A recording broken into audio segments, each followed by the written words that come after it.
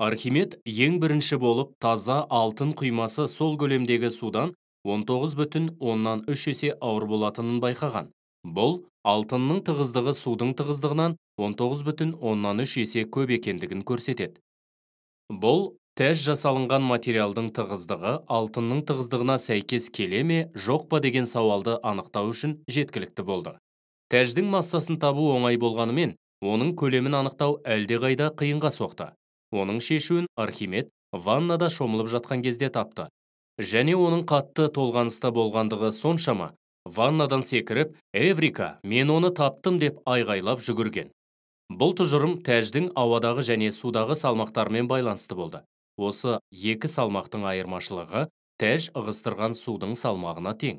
Егер ол судың салмағы мен тығыздығын білсе, ығыстырылған судың көлемін, яғни оған тең тәждің көлемін табар еді.